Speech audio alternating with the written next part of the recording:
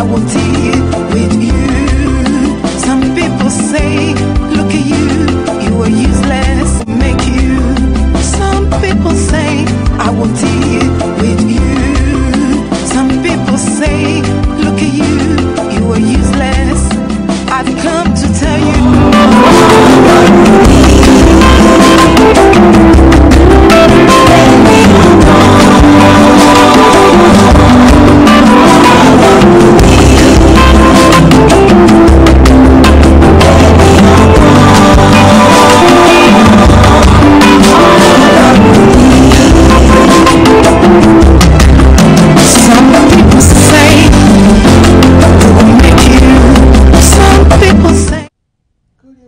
Welcome to Facts of Life with ABBILICIOUS, where the truth is being told the way it is. Please tune in and watch us. Welcome to Amen Estate. Oh yeah, let's talk on the matter. You see the light never blink when you act. Everything clean and proper, and there's no place better. You know. Amen, safe and secure. Now you know. Everything safe and secure. When you find anywhere where they shop. Even if you're from abroad. Amen, estate you should call. Always the package you sure. So go tell your sister and your brother, tell your friends and family, they happen at. So don't get left behind. At Amen estate you will find peace of mind. Amen, safe and secure. Everything safe and secure. Welcome to Amen Estate, brought to you by Red Brick Homes International Limited. Nelson Spike here, in UK Nollywood headquarters in London. Do you want to be a part of Nollywood? This is your chance. Join the creative team of Nollywood Spotlight, and together we will build Nollywood.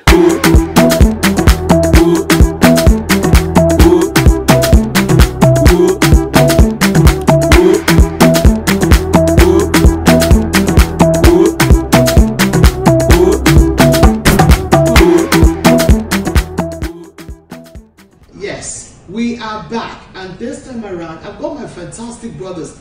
They're not my guests alone, but they're my brothers of many years whom I love very much. I've always supported the Facts of Life with ABBILICIOUS program. Yes, they've both been here before, and they're coming back again to talk about politics. My fantastic brother on the left-hand side to me, BABATUNDE BADAMOSI, yes, the CEO of Amen Estate, and the former governorship aspirant for Lagos State. Yes, but you know, we're saying former Neo, he might still come back again and contest. So we're looking forward to that. And also with me here, award-winning human rights advocate, yes, EZEM.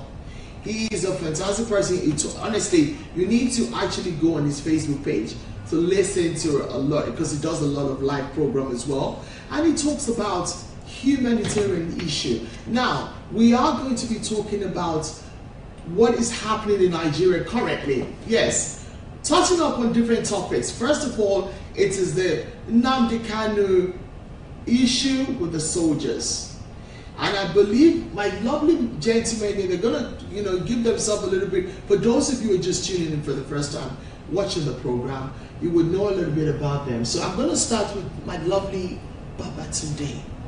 Yes, Governor of Lagos State to be. That's my Well, Abby, it's nice to be on your program. Thank you. Obviously, we've come a long way. Oh yes, we have. Many years. Yes. And talking about the issue of the day in Nigerian politics, it's quite sad to see that this is the road less traveled that we've chosen.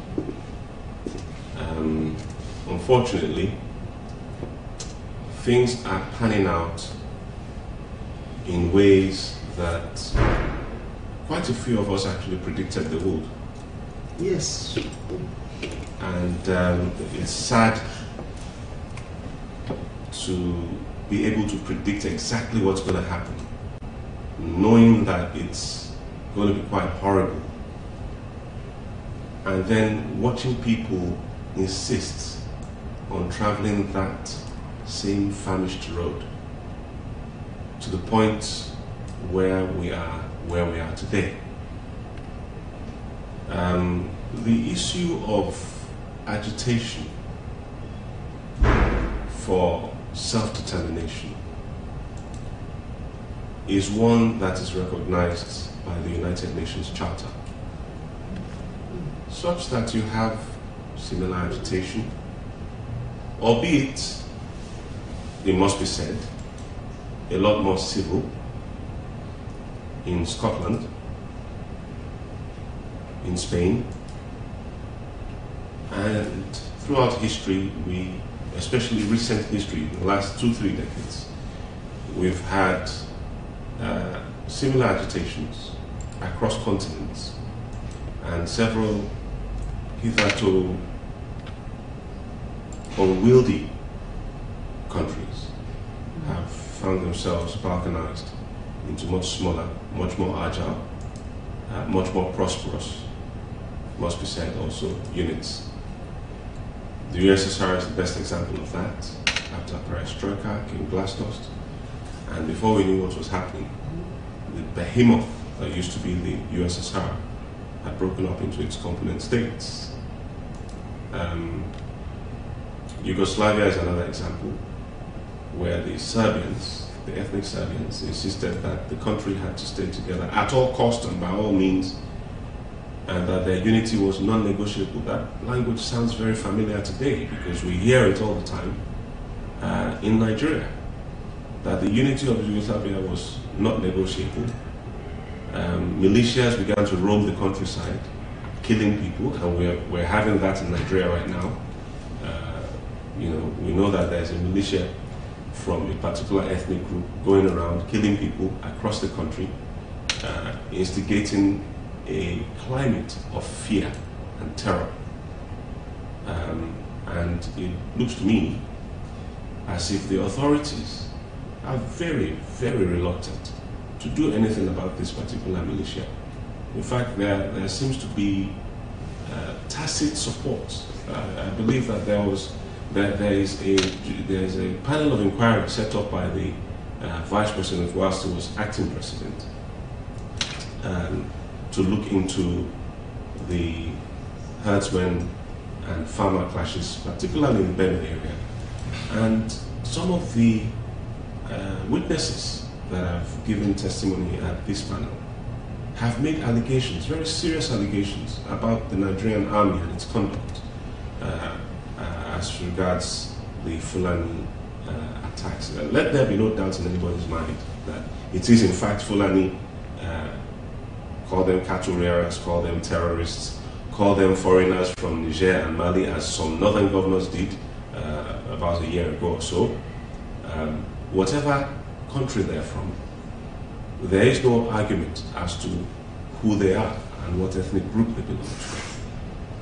The governor of Kaduna State once famously said that he paid some of them to stop killing in his state. I'll never forget that, and I think that that's a day that will live in infamy in the history of Nigeria. Okay. That said, yes, today we're faced with the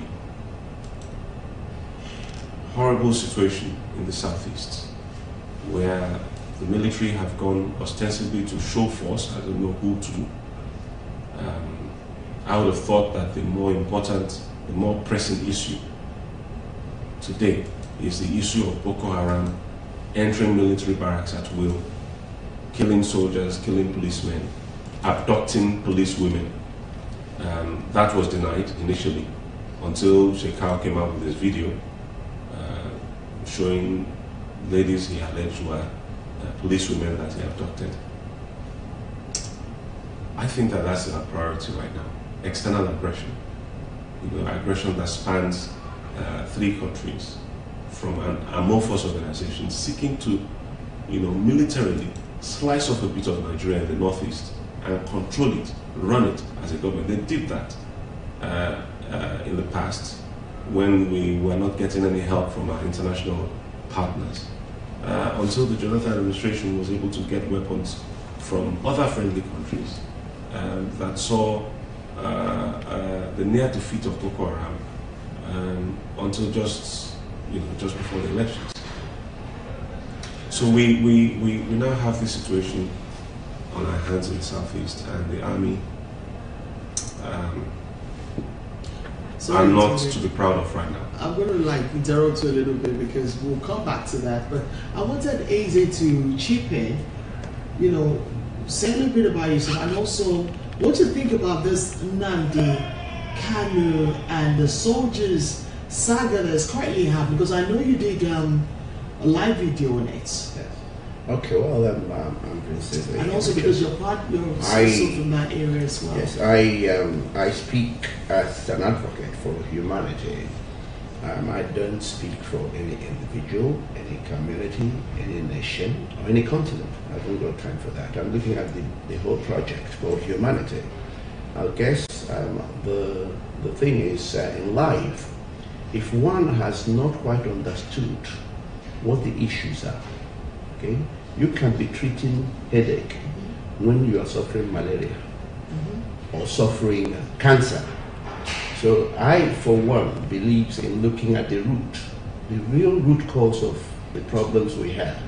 Otherwise, we are in trouble. The truth is, from my own analysis of what is going on in Nigeria and a lot of African countries, if not the whole of African countries, I need everybody that lives in Africa and outside of Africa, the whole world, to know that, as far as I know, Africa is still under lock and the key. I believe, and I know that I can prove it any day, that Nigeria is still run by administrators. Okay, I believe that Nigeria, whatever you see Buhari doing right now, I call him General Buhari, I call him an administrator. He's not a president, he's acting on behalf of the 1% I know very well is controlling him from London, from Britain. And we need to be very honest about these things, otherwise we'll be wasting our time. You can see the height of silence, okay, across the board, because of course he is delivering what he has been sent back to deliver. Now you can't tell me that. So do you actually think that it's to do with the Western world? Of course, we need to understand that, look, I'm going to actually go live on this subject on Sunday. I've promised to go live on it because I think one of the things I really want to be making clear is, from my point of view, I don't think that we've realized what is upon us. Okay, you can't tell me that Archbishop of Canterbury isn't aware of what Buhari is doing when they are very close friends. Okay, so you can't tell me that. Because sorry to interrupt you. I saw this program where on the BBC walls, the Wall of Fame, they had Biafra written on the on one of the walls on the floor, stating that there's a state, or should we say a country, to be Biafra. But what I don't understand, I know, me personally, I was among those who supported Kanu's release because it was somebody that we all did human rights work here. But only to see him in now coming out and basically, indicting hate and treason. For me, that is wrong. You see, that is just wrong. Yeah. Maybe, as far as I'm concerned, I'm not saying don't channel your course, but why would you be telling young youth to, attack other tribes? Does that make sense at all? No, let me just say this to you. Like I said, I speak. Yes. I don't speak for any individual. I don't speak for any community. I don't speak for any nation. What I'm looking at is what we have on the ground. Now, Kanu, as far as I know, for me, I have always stated any language of violence, okay, against a human being, for me, I abhor. Any threats of violence against any individual, any community, any nation, I abhor. Because we don't yet understand who we are, okay, that you can say, I need to destroy the other. When you understand yourself and understand that you are creativity and you are productivity, you know that the other person is creativity and also productivity. That means they have something there in them you don't have. and you need to exchange. You respect, you exchange. You don't talk about violence, and you don't talk about I'm going to kill you, I'm going to destroy you. You talk sense. Look, the worst human beings can get to, as far as I know, is a level where you agree to disagree. And when you get to that level, everybody will keep what they have until there is new information. Then you can come back to the same point, to that same point. Otherwise, there is no need, because you've reached a point of agree to disagree. That is where human beings have got rational brains working. Now, the truth is that, and I've maintained that, the language of any type of violence, that's what I condemn as far as Nnami Kanu is concerned. As for people trying to agitate, we're living in a country. I don't call it a country, okay? Nigeria isn't a country, because anything called country must be something that actually has the common interest of each citizen at heart. If it doesn't have that, that means it's not a country, it's a forge, okay? Nigeria, as it stands, is only there to foster the needs of the cabals, the cronies, and the administrator, okay? In support of the 1% that control them from outside, because I know that for sure. Let me ask you this. Yeah, Do you agree with the 1% that is controlling? We have been putatively independent since 1960. Singapore also became putatively independent at about the same time, as did Malaysia. I prefer to make comparisons with these territories because they were also colonies of Britain. But I think this is ashamed themselves from it, though. It doesn't look like that to me. No, Africa is a different proposition, though. Well, the thing to remember, though, is that Nigeria was the richest territory under British administration. It was the richest colony they ever had. Everything that drove industrialization in the 19th century came from the territories now known as Nigeria. It is inevitable that there would be more than a passing British interest in Nigeria. It's inevitable. However, it's down to the people of that territory to redefine themselves, as the Singaporeans have done, as the Malaysians have done, to their credit, I must say. Unfortunately for us, we've been led, we've had the misfortune of having had serious internal fracas. I'd like to call it that, especially since 1963. This started with the intervention because that's a point I personally identify as where Nigeria began to go wrong. So is that with the north, south, east, west, or it began when one particular region decided that they wanted to interfere in the internal affairs of another region and supplant the legitimate government with a crony. Well, cronyism and nepotism, all those things they're already in politics anyway. Well, yes, but it doesn't quite need to be as blatant, as crude and uncouth as it is in Nigeria, unfortunately. You know, there is cronyism in American politics, there's cronyism in British politics, you know, but it's slightly more refined. And it's just that degree of refinement that I think we require in Nigeria. And that degree of respect for humanity, for each other's humanity. That is key. That we require in Nigeria. So respect for each other's differences. Yes. And that we require in Nigeria. The respect, the exchange, because when you respect, you can exchange. Now, you know, what I find surprisingly shocking, because for me, what you are witnessing currently is the height of terrorism. Okay, terror, total terror. Okay, and I feel that this is why. I mean, I feel so depressed because I'm looking at Buhari, who has just shaken hands with death. Okay, he has just shaken hands with death. But aren't you mean? Because some of his followers, believe you me, they might think you're saying that you know, he nearly, but what he meant is that, you know, he nearly... Yeah, for him to have traveled from Nigeria into a different country, well, I'll say his headquarters, because his headquarters is England. No, you have to be, you see, until you call water, you can't drink it. You have to know that it's water. Otherwise, you start biting it as if you're, and then it looks stupid.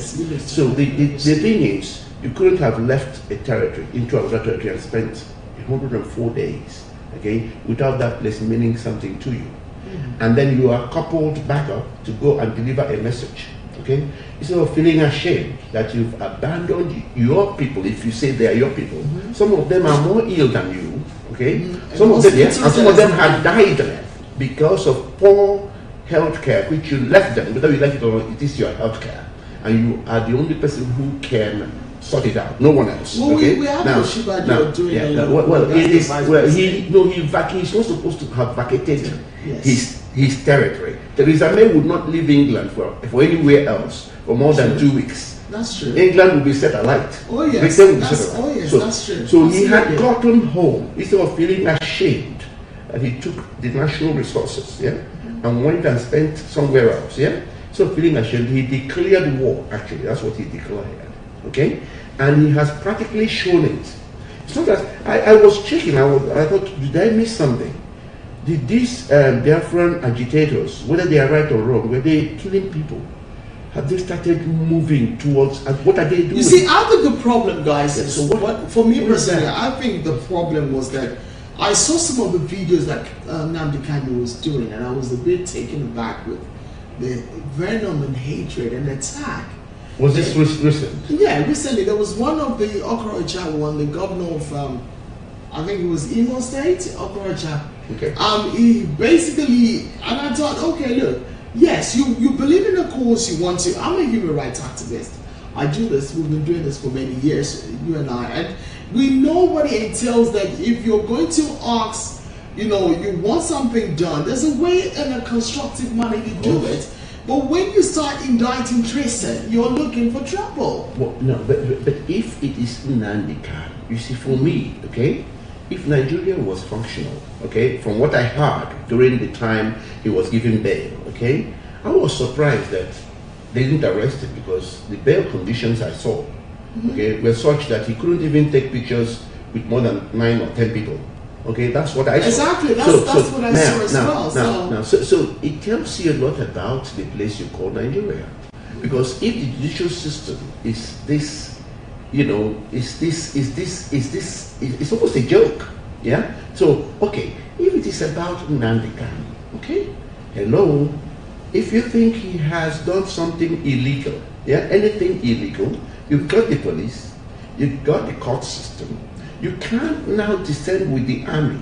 This is civilian regime, for Christ's sake. Even if it is military, okay, please, even if it is military, you can't just bring there should be rule of law. You can't just bring the military out of the barracks, scaring children, killing people. But I saw a little bit of the video where some of the people were storming. No, why should they be there? No, what are they doing there? Do you know what it means to take the military into the streets? Do you understand what that means? Do we have an alien stoning?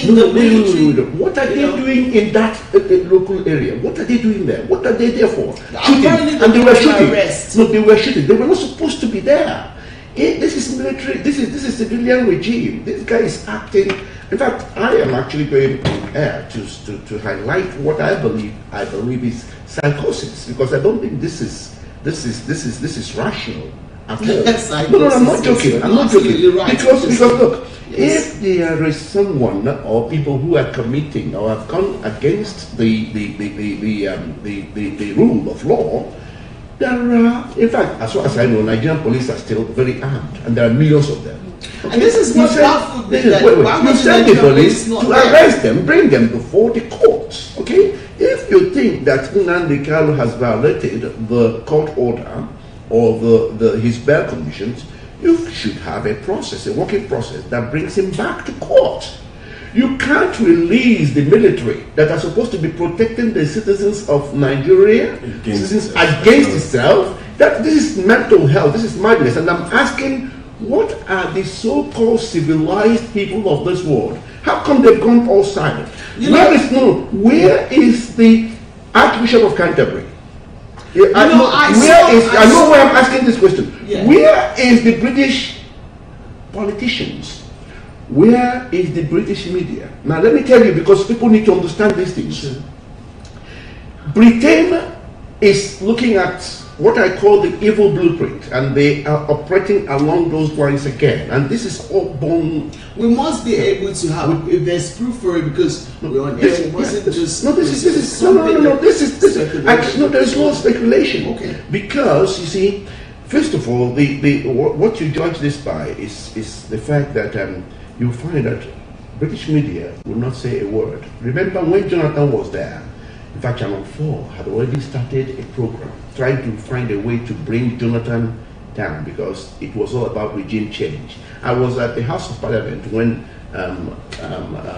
Channel 4 was giving us all the dissecting of what Jonathan is doing and crime against humanity and all the rest. Yeah. Now, bearing in mind that this is not about Jonathan's. No, this is not. I'm just giving you an example. Yes.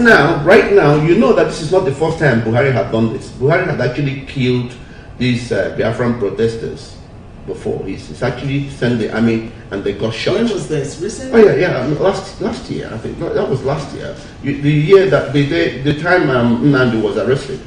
You know, they had that sit-down protest, and they were in a field. No, he now sent the army, and about 7 to 11 people were shot dead. In fact, when Buhari was being interviewed by Al Jazeera, he was asked to watch that video. He said no. He said no. He didn't want to watch it. Refused to watch it. Yeah. Yet the Archbishop of Canterbury, okay, was happy to welcome him. Yeah. Never uttered a word. Okay. And this is the shepherd of the sheep. Yeah. The whole of England remained silent. The British media never said a word. And you know that there is this agreement when it comes to European media, yeah? Because to Europe, yeah, Nigeria is still a colony. If British media had not reported anything, they will all go silent. As I speak to you right now, I'm speaking on behalf of humanity, so I'm giving it as I see it. Of course, as I speak to you right now, you know that this guy in Cameroon is killing. Okay, it's killing as I speak. Yeah, I saw some of the video from because French media, okay, hasn't said a word. You wouldn't hear it reported around here or anywhere else, because Cameroon is still colony of, and that's why you have a lot of African leaders who stay there 12 years, 20 years, 30 years, because they're in a park with their with their colonial masters. Okay, so we need to understand these things and understand that what Africa and Nigeria is experiencing is indirect colonization, which is worse than direct colonization, because with indirect one you have two oppressors and one you don't see.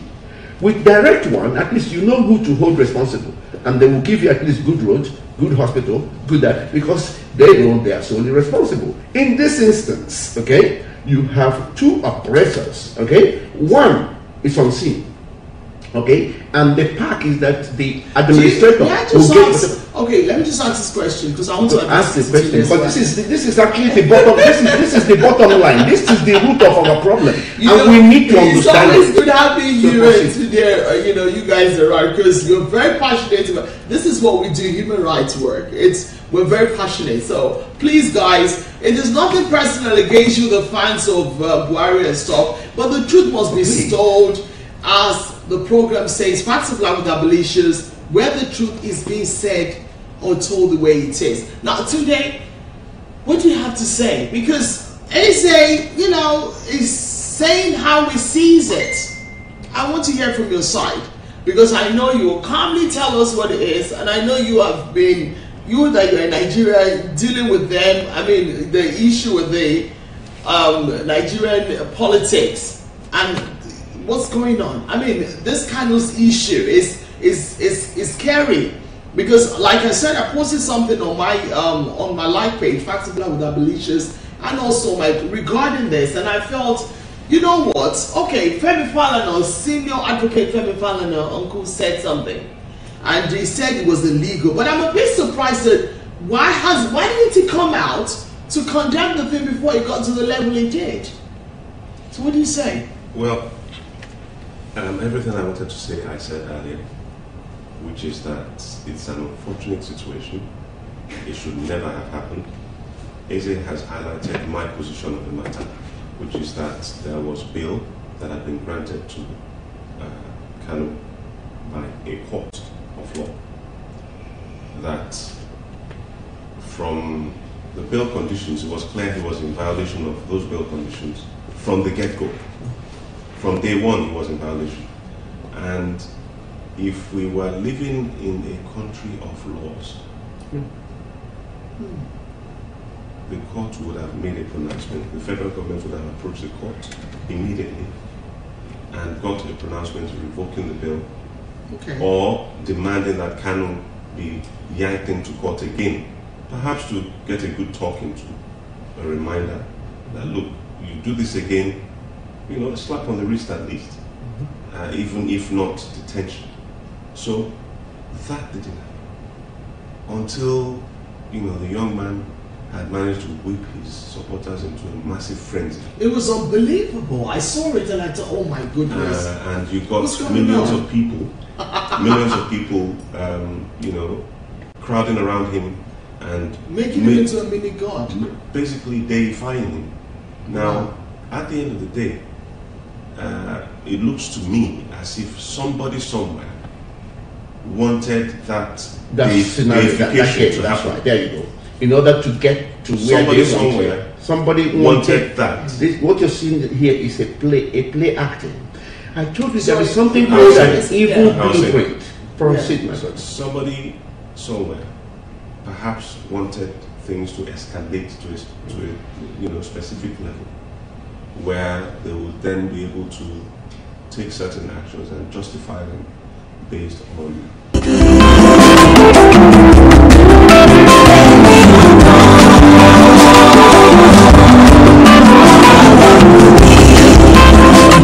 here in UK Nollywood headquarters in London. Do you want to be a part of Nollywood? This is your chance. Join the creative team of Nollywood Spotlight, and together we will build Nollywood.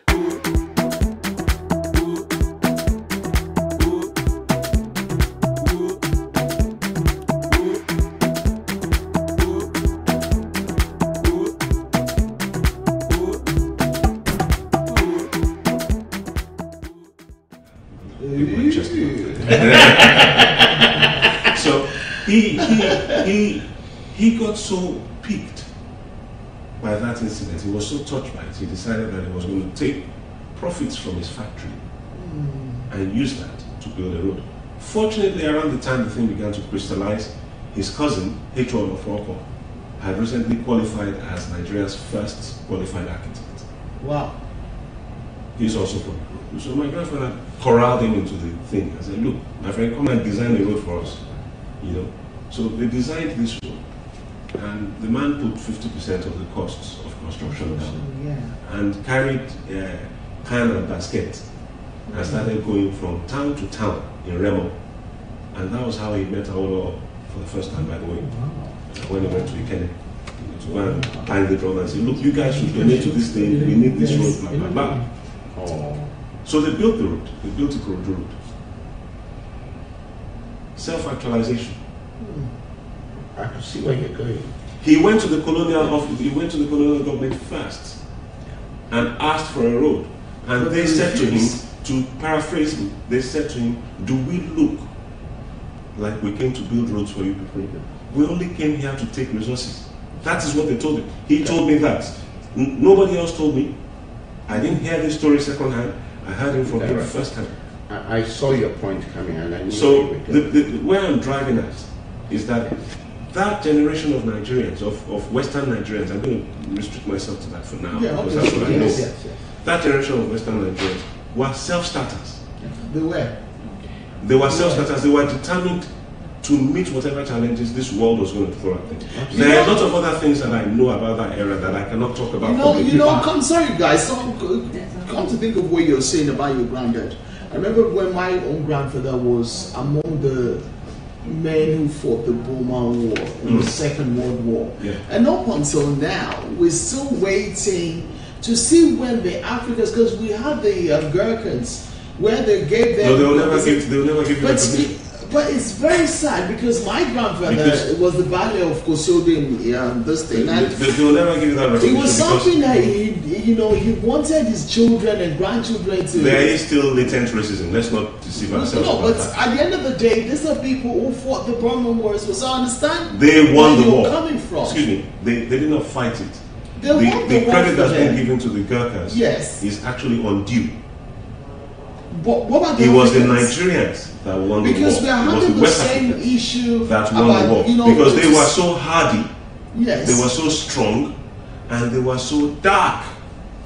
So the Japs could not see them. I followed the story of this old veteran that died, I think about 2 or 3 years ago.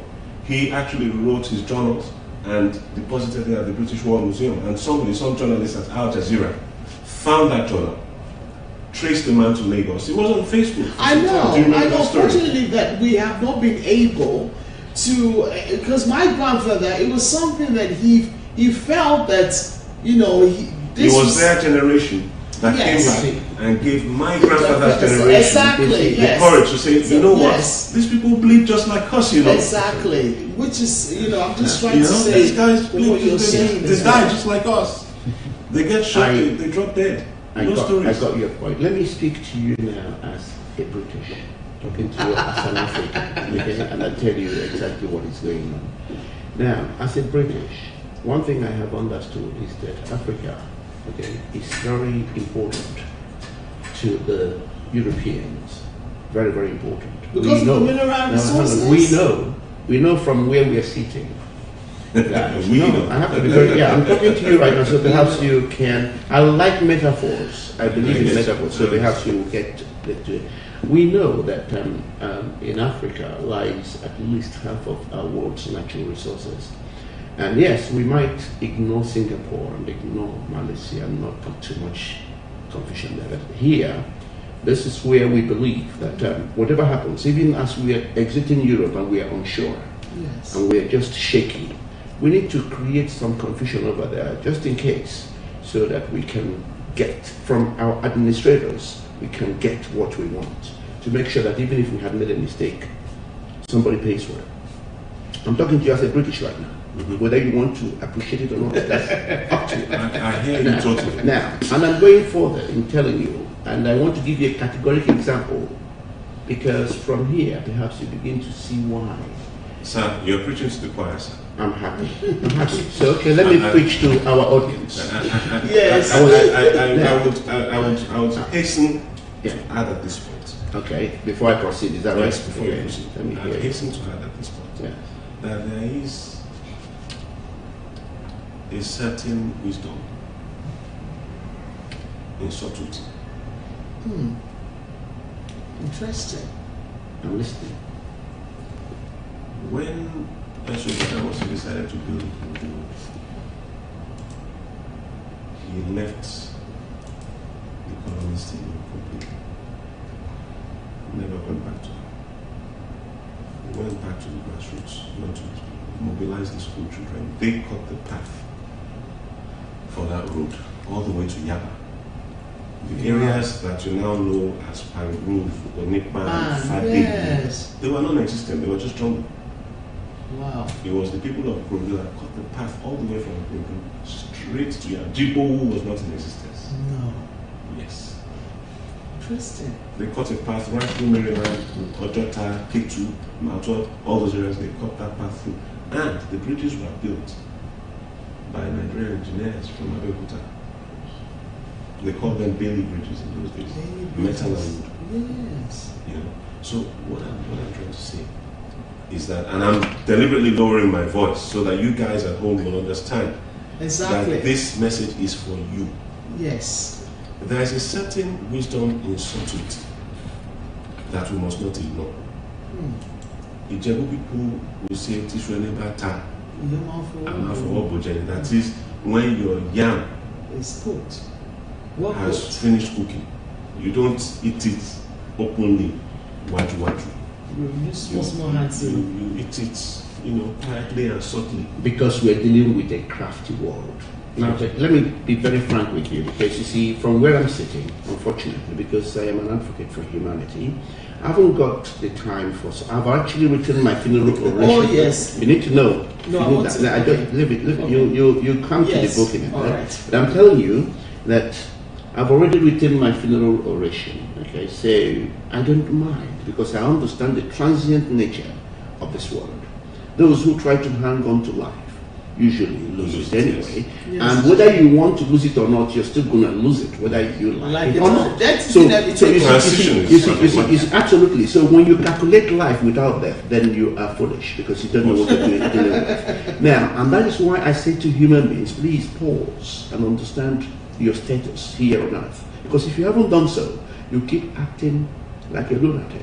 I see my white folks, in quote, I don't know if anybody is white, but I see my white folks acting like lunatics. I also see my black quote acting like lunatics, because none has quite understood who they are. Okay? Because until we do this, all this nonsense about, oh, let's go and cheat that one, let's go and steal that. Sorry, forget it. When you get to know what you're here for, you begin to find that each of us will represent each of these fingers. And what is required of us is to be the best we can be, because we're all unique. We're like the engine parts. Each has something unique in it. That's right. We need to now we need to be at our various bests and couple it together. That's why I'm feeling sorry for Buhari, because every child he shoots dead, any person he kills, he has minus something from himself without knowing it. I think there is a lot of delusion, in what I see as leadership, because we don't quite know what we are dealing with. We are confused. We are like tenants who have come into the world, renting it, but suddenly forgot that we are renting, and we thought we are the landlords. And you know what that means? Now, so let me proceed with telling you what is happening in Africa, and how, as a British, as an European, I view you guys. Okay? I know what is there. I know, and I don't really want you people to understand what you have. True. You don't need to know, because we're supposed to be in charge of you. Yeah, that means this finger wants to control the other one and lock it down. Yeah? Okay. Let's see how this hand will function then. Because I just want to come there when I choose. If I want, I send my Tony Blair to come and know how to talk with. Yeah? If I want, I send my Archbishop of Canterbury, who will come as a saint, and they will know what to, because I'm actually running you. I am in charge of the world. I'm not going to die. I'll make sure that this carries on. Now, let me remind you of what I'm talking about. I'm quite sure you know a guy called Thomas Sankara. Just for you to know that even though you want to do it your way, or you think you can, sorry, the ground is already put in such a way that even if you want, if your self-determination is seen as threatening me as a British, as an European, and I'm going to put spanner into the works. Okay, so let me then. I'm one of these people that don't believe in inevitability. I'm coming. You see, the thing is, we have to unlock the whole thing. We have to open it up. That's why I have problem with those who have voice, but they choose to whisper. And they choose also to be silent, especially when evil abound. I also have problem with those who have feet, but I can't trace their footprint anywhere. For they are the evils of this world. And they are, as far as I know, this is me. Because as human beings, we are created as gods. We have power of pronouncements. We are here to share. Each of us, you see, we came in as traders. You. Each of us have got our various goods and products. The worst sin, the worst crime, the worst evil is not to display your goods and products, because your goods and products are not just for you, but it's for others. Or stop others, stop an individual, a community, a nation, a continent from displaying theirs, because that's where you see these fingers coming together. Now, when I stop myself, like what I'm saying now, I've got to say it the way it comes from my heart. I don't have to. I'm not here to fear my fellow human beings, because we're all going to the same destination. If I go today, my brother, you join me tomorrow. If you go today, I'll join you tomorrow. As for going, we are all going. We can be delusional about it. We can do what we're. But we're all going. So, but hopefully so what we want to do? No, don't worry. No, don't worry. When it comes, it will happen. When it happens. So what is important is that we learn to call a spade without fear or favor, and without actually any particular interest on what I'm saying. I'm not saying it to benefit me. Listen, now, once you've gone over 50 years, yeah. When I was little, I have strong teeth. I was desperate for meat. I couldn't afford it. But if you killed a goat, then I will finish it. Because I can finish a whole goat. But I didn't have money to buy the meat. But you know, today, I can buy any meat. But I don't have the teeth to buy it. So that tells you. Honestly, something else. Now, until we understand who we are as human beings, as creativity, as productivity, we wouldn't know who the other person is, okay? And we wouldn't learn to respect the other person, the other community, the other country, the other. If we don't do that, we won't be able to share, we won't be able to exchange. We would be psychotically operating, and that is the stage we are at the moment, okay? What is happening in Nigeria today, Britain knows about it. They dispatched Buhari for it, and he's come there now to do it. Okay? And I'm asking Archbishop of Canterbury, who went to visit him, and I know that, okay? To do something right now, because I'm quite sure he wouldn't like the military on the streets of Britain, try killing people. Why do you think the Archbishop of Canterbury would because they are friends. Would feel obliged? No, he should feel obliged. But you do know his history, right? Yeah, I do know his history. I know he worked for BP. I know what position he had there. But as the one wearing the long robe, the shepherd of the sheep, before I begin to see him as one of the Pharisees, before I begin to do that, he needs to talk to his friend. He needs to do that because the world is a community. This world is an entity. Okay, if we see evil anywhere, we should highlight it. Yes, okay? Right. And especially in his position as an archbishop. What if that evil happens to be serving our purposes? Well, that's what I'm telling you. That's exactly what I'm telling you. That unless if it is the master plan in terms of following on that path of evil blueprint, and that's why I keep talking to you about the evil blueprint. Which is why I said. Did I finish the story? Did I finish? I heard you. Did I finish the story about Thomas Sankara? Just very quickly, because Thomas Sankara went in.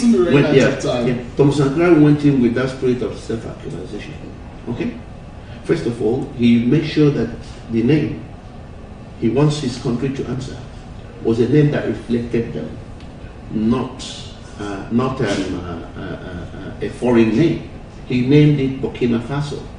Okay. From Upper Volta, he changed it. Now he told his people, we're going to till our ground. We're going to self-actualize.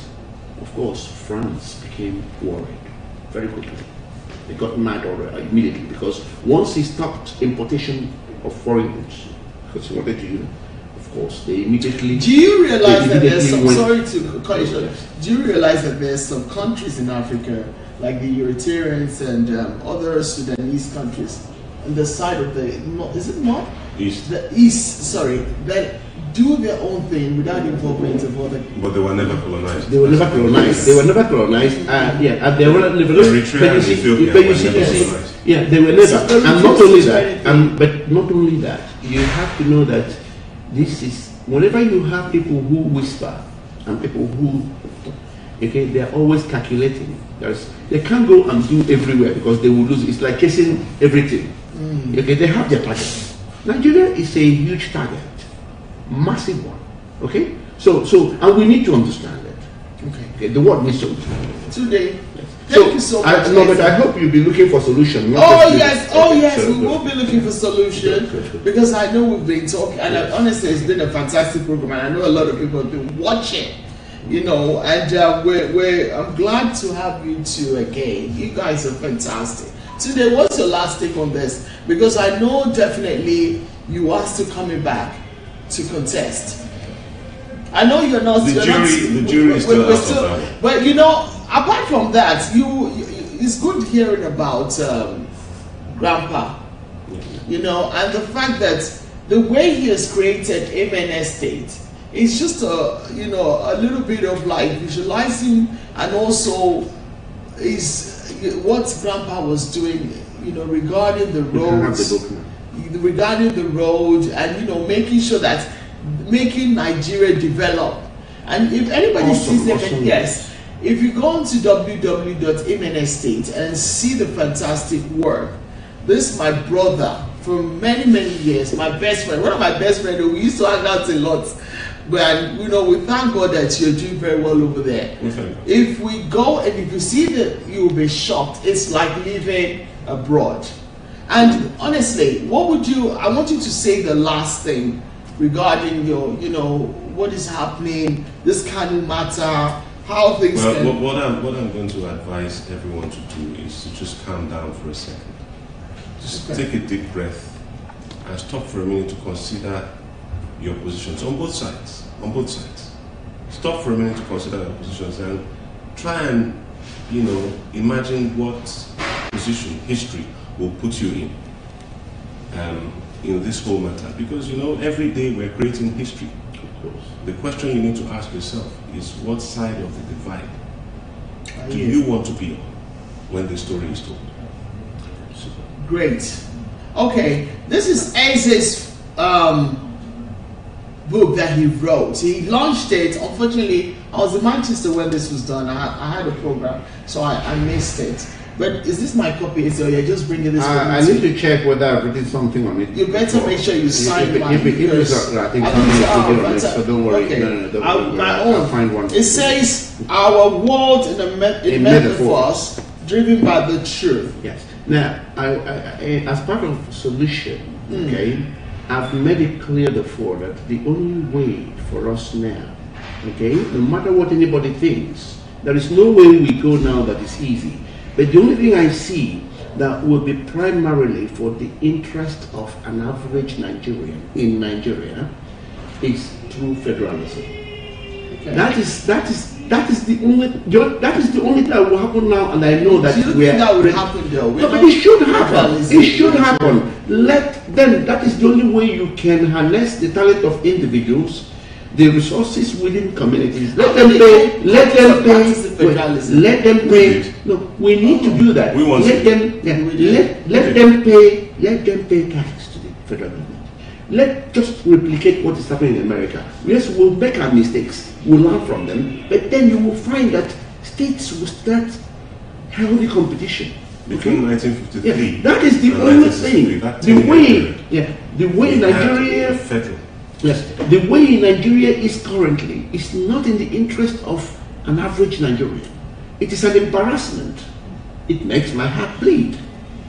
Likewise myself, I'm now on the middle place of the two. Even though I'm still doing my work, my human rights offense, I still try to make sure I'm fair to both sides. So that to all sides. So we need that as at the interim. If tomorrow people want to then pursue total breakaway, let them carry on and do it in a civilized manner.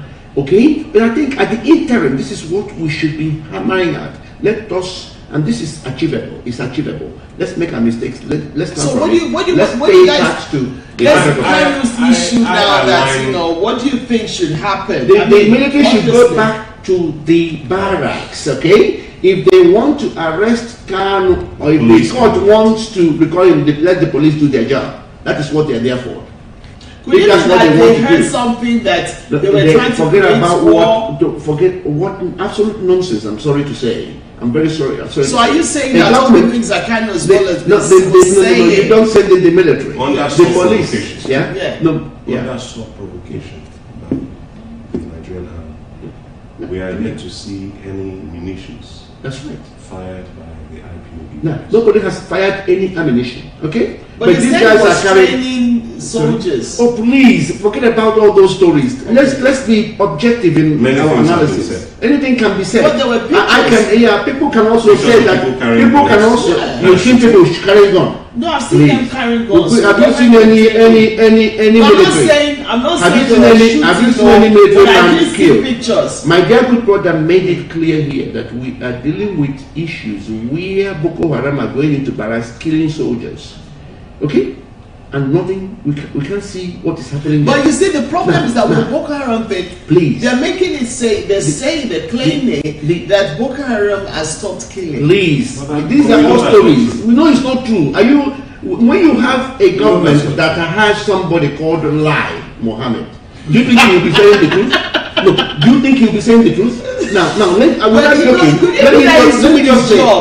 Let me just say that we need, the military should go back to the barracks very quickly. They are embarrassing the whole of the nation, and they are scaring children, if not anyone else. Okay, they should feel embarrassed. Whoever sent them should feel embarrassed. It's a shame. Now, if they think Kanu has violated any rules or any of it, they should bring them to the court. Let them now present charges against them. This is total embarrassment. I feel ashamed as a human being. Nothing else. Yes. Yes. Because I think, you know, what you guys are saying is just fantastic. Honestly, is the truth. But, you know, my worry and grouse is this, that a lot of all the people that you expect to come out to speak about those things before it got to the level it did has been very quiet. Didn't you hear me about those that have voice that cannot speak and they only whisper? Didn't I tell you about those that have feet that I can't see their footprint anywhere? Yes. These are the evils of our world, and they need to know that. The days when we heard that good people stood aside and evil abound are over. Any person that watches evil and supervises evil, says and does nothing, in the end, is evil themselves. So would we put it on the fact that before, because time is against us, would we put it that this government, do you feel they've done a lot for the masses, or are they? If I could just get a word in there. Because they're claiming the recession is over, they've done something. Well, I live in Nigeria, as it happens. And it is really difficult for the average man. Of course. To live in Nigeria. I know what I've had to do for my employees. You see? What extra length that I've had to go to ease their suffering. I don't pay peanuts. I pay above the market average for private sector pay, and yet people are having issues on their needs. So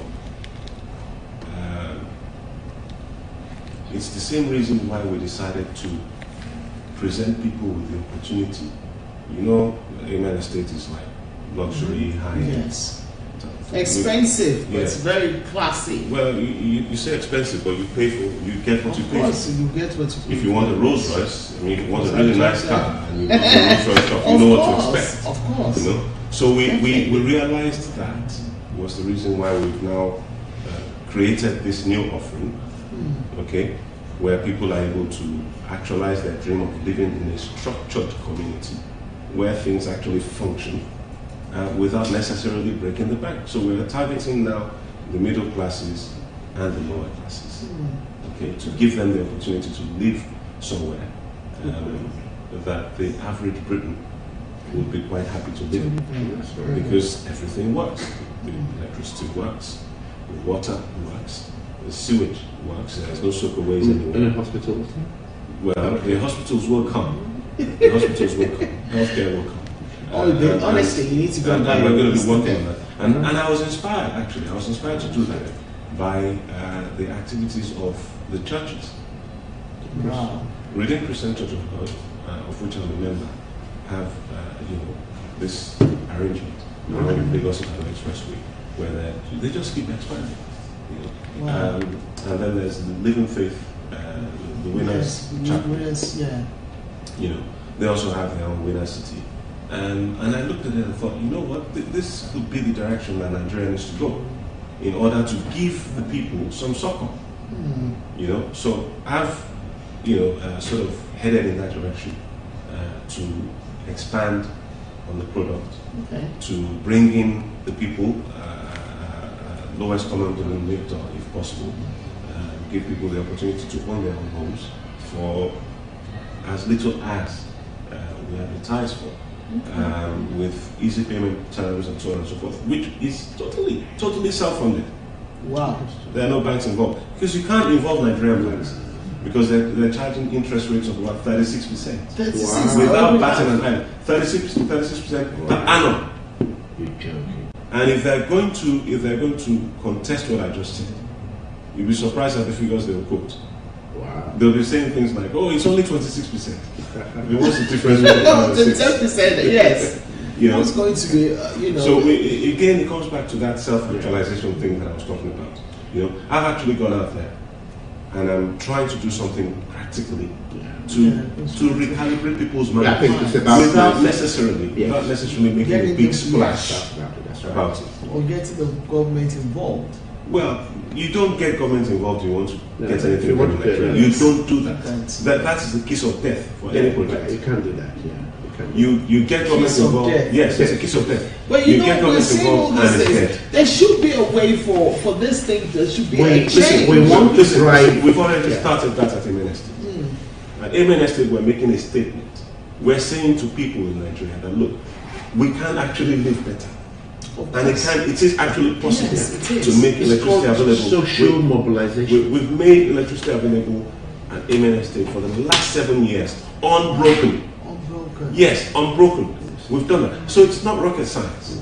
Some would have us believe that, you know, there's something so complicatedly unique about Nigeria that makes it impossible. Because you have places like Banana Island, all this big. No, they don't have electricity. Really? They don't. No. Yes, they're that selfish. They will not come together to form a consortium, you know, a conglomerate. So everybody has their own transformer. Everybody has their own generator spewing out carbon monoxide fumes. You know, and that's why you have cancer clusters all over the prosperous areas of Nigeria. Lekki Phase 1, you know, and that whole Victoria Island area along the corridor. Everywhere where you have a cluster of giant generators, each person has like 5 or 6 generators servicing their specific house. No, that's embarrassing. So as you walk down the road, you are assailed on all sides by, there's noise pollution and there is environmental pollution, air pollution, everything. Carbon monoxide lives in Nigeria. Of course. It lives there. You see, the thing is, I'm amazed that people don't. So places like Amen Estate, are bucking that trend, and others are beginning to try to follow our footsteps. They're trying.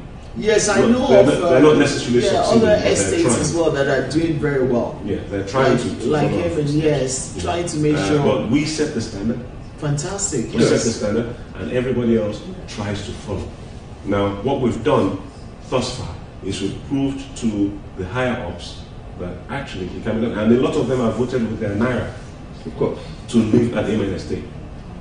Wow! Yeah, they have. So you won the award. We won an award last year. Congratulations! Because I voted for you guys. There's that one. That's a separate one. That's okay. We actually got an award from the government of Lagos State. Wow, on the 10th of October last year. I got an invitation. They said, there's an event you have to attend. Blah, blah, blah. They didn't tell me that was an award. They just said, come to this event. It's World Habitat Day, you know, and Lagos State is involved in celebrating that, blah, blah, blah. So I turned up. And it turned out they had, you know, set up this award, and Amen Estate had apparently won the most livable estate in Lagos State. The video is fantastic. Look at it anyway. Can I leave you with these words very quickly? Yes, please. The word I leave you with is, I want to see humanity to get to the level where each individual begins to appreciate who they are, so that those who are campaigning for offices in Nigeria, in anywhere in the world, will campaign based on the fact that they know what they are going to deliver to the people. And that they are not going there just because they want an opportunity to share a platform with the President of America together, because that means they don't actually know who they are. We want people to know who they are so that meeting the President of America or Prime Minister of Britain will be on mutual respect. That they want to meet me and I want to meet them.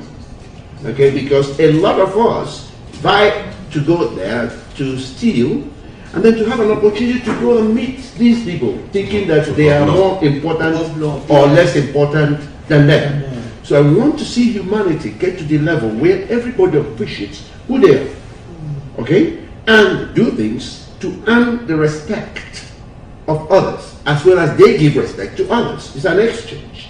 Otherwise, you should feel ashamed of yourself. You should feel, if you're going into office and all you're craving for is an opportunity to meet others, then you should feel very ashamed of yourself because you don't know who you are. There, I rest my case. Thank you, guys. Honestly, listen, this book, I had a little glance of it when it came to my show. He brought it with him. It was fantastic. I read a little bit of it, but I was sorry I could not make it, the book launching. It is called Our World in Metaphors, Driven by the Truth. The lovely prince is an actual prince, so it's not fake one. EZEM IHEANACHO. He's a fantastic human rights advocate colleague who I've known for many years. Always glad to have him around me. He's passionate. You know, honestly, anything he says is the truth. And yes, my lovely, wonderful brother today, BADAMOSI, my bestie. You know, I'm so proud of him and what him and his wife Shadi has achieved. You know, honestly, it's something that, yes, I talk about them a lot and stuff like that. But, you know, when people are doing good, this is me, I like to, you know, promote and encourage them. Yes, and for me, of course, yes, you know, I have to. You've not changed. No, I haven't. So it's great having them here to talk about the, you know, political aspect of things. And as you can see, we have good things, positive things coming out of we Nigerians. And this is not just us as Nigerians, but also helping other African community to make something better of themselves. Because, you know, Nigeria used to be the giant of Africa. It's a pity about this situation with Nnami Kanu and the soldiers. I urge the government to, you know, because I know you guys are watching, many of you are my friends and stuff like that. So obviously, what is wrong. I don't think it was fair for the military to go down to Biafra. Obviously, let the rule of law take place. If Kanu has violated, you know, his bail conditions and he's been saying things, the law is there for you guys to use. There's no reason to actually use the military to go and take him away, intimidate the people. Bearing in mind, we are in a democratic society, and it's meant to be democratic society. I mean, democratic ruling. So we should not then use that to be dictated towards vulnerable people, where we have civilians, you have children, you have women, you know, absolute madness. Very vulnerable situation to be in, because at the end of the day, Biafra is a state. It's not fair to attack them.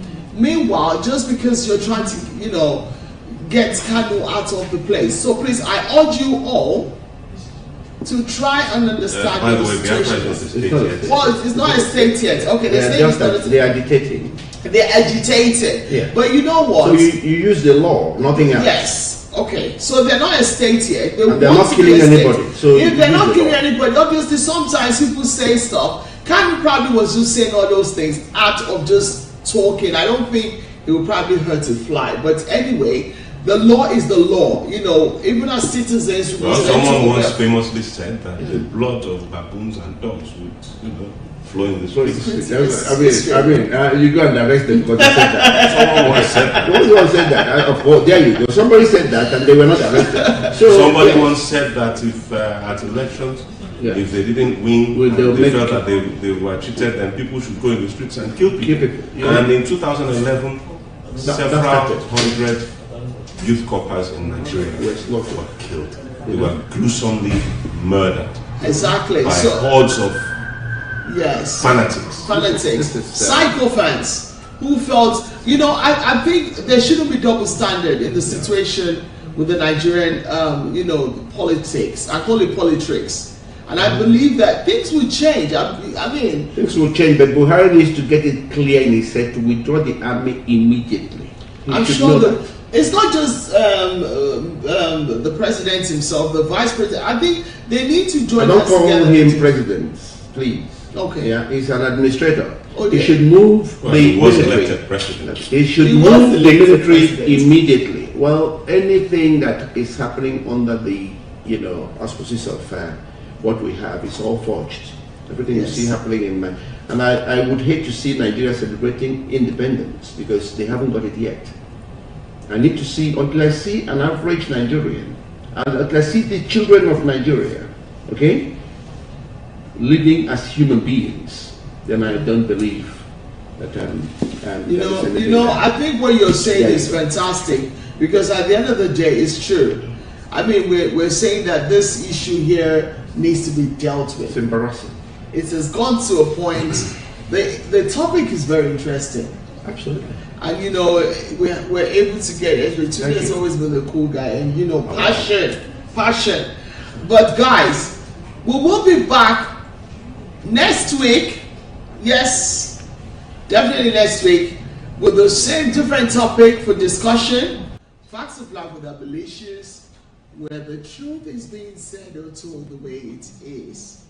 Thank you, viewers, who have taken your time. I'm sure a lot of people have a lot of questions. I'm sorry today, being the you know, this is our second show because the first one will be showed a bit later. But anyway, we would have a number where you can call in and also speak on the issues we discuss. So thank you very much for tuning in. Take care and have a fantastic weekend ahead. God bless.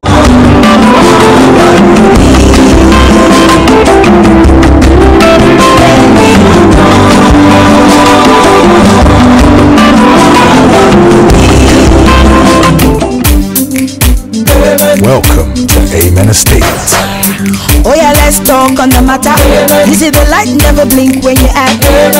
Everything clean and proper, and there's no place better. Amen, safe and secure. Now you know. Everything safe and secure. When you find anywhere with a shop, Even if you're from abroad, Amen, estate you should call. Always the package you sure. So go tell your sister and your brother, tell your friends and family, they happen at So don't get left behind. At Amen estate you will find peace of mind. Amen, safe and secure. Everything safe and secure. Welcome to Amen Estate, brought to you by Red Brick Homes International Limited. Nelson Spike here, in UK Nollywood headquarters in London. Do you want to be a part of Nollywood? This is your chance. Join the creative team of Nollywood Spotlight, and together we will build Nollywood.